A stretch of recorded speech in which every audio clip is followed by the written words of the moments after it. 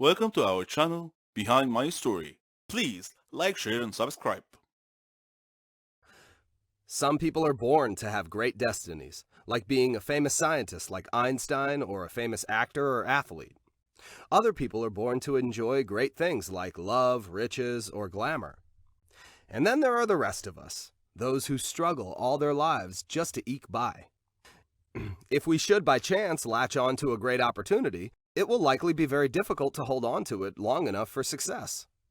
We can only take our best shot, or give up and not even try. My story is about a hero.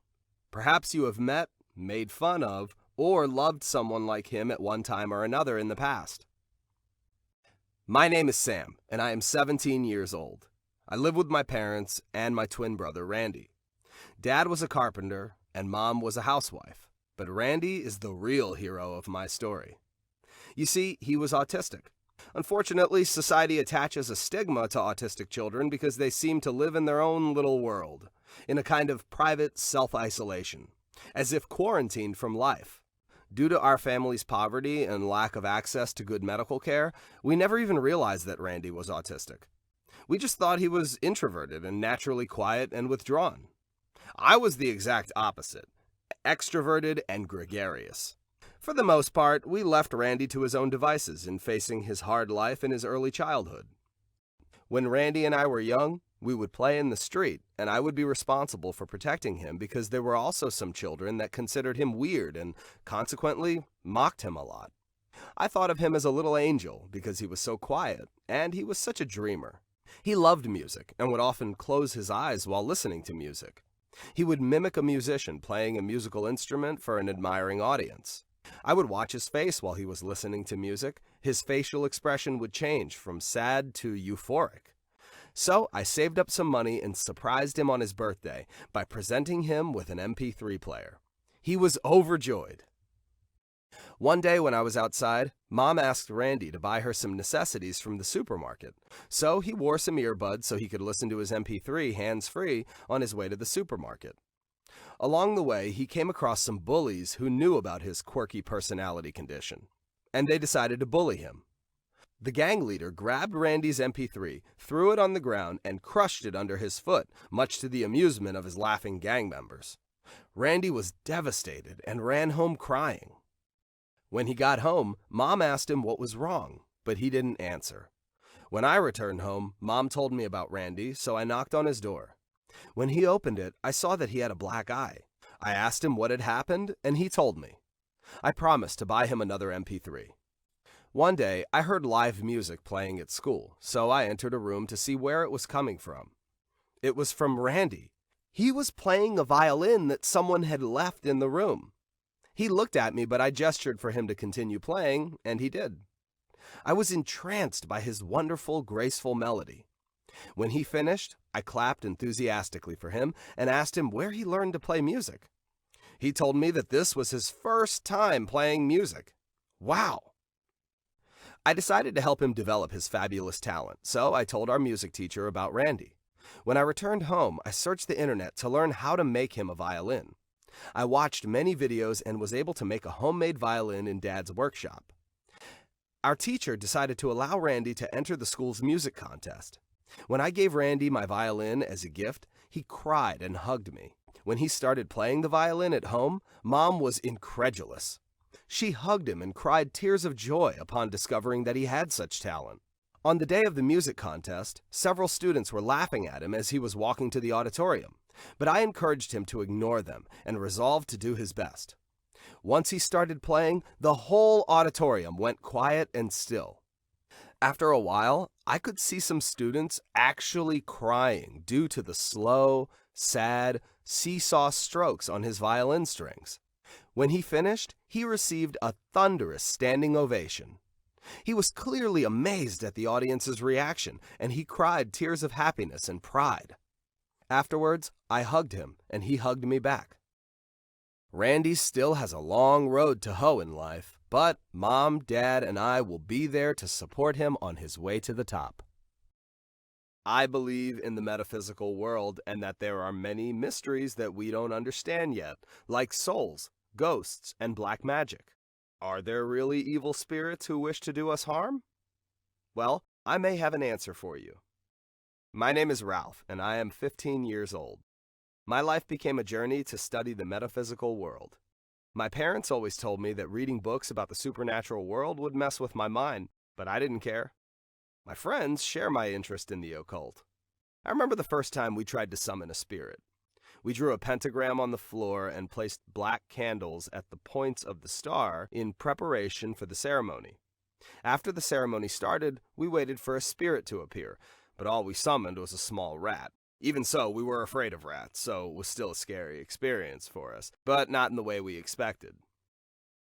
In our second experiment, we tried to summon the soul of a girl named Mary. Although it was a fun ritual, not much happened. The power went out and we reclosed a breaker and the lights came back on.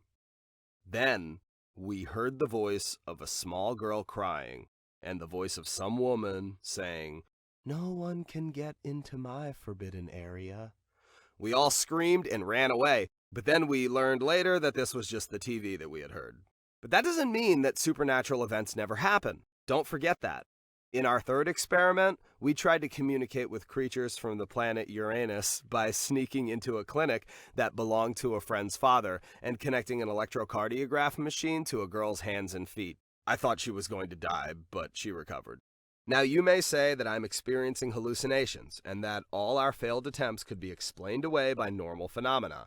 But what I am going to tell you may make you change your mind and your notions about the afterlife. On Independence Day, we were traveling up north to visit our aunt. Along the way, we stopped at a gas station next to a gypsy camp.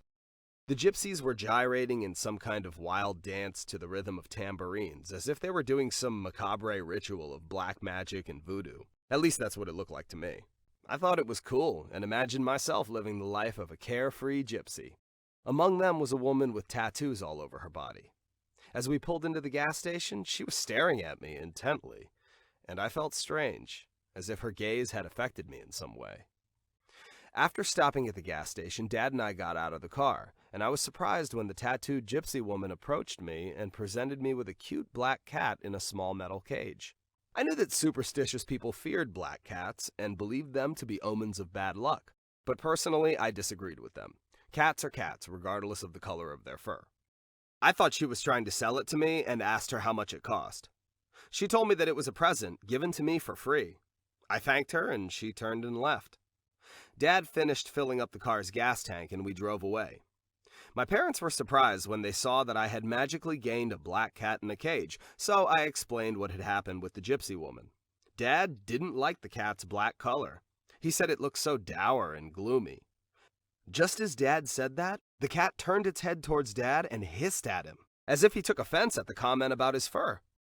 When we got home, I opened the cage and let the cat out. It walked around the flat and seemed to be looking for something. Mice, probably. I made it a cozy bed from a blanket and gave it some food. We played together for a bit.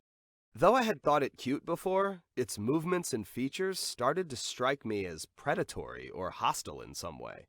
I couldn't quite put my finger on it, but I shrugged it off, thinking that we'll get used to each other in a few days. Later, I began noticing that it had a quirky knack for disappearing and reappearing, as if by magic. At times, I would hear the cat meow, as if it were glaring at something.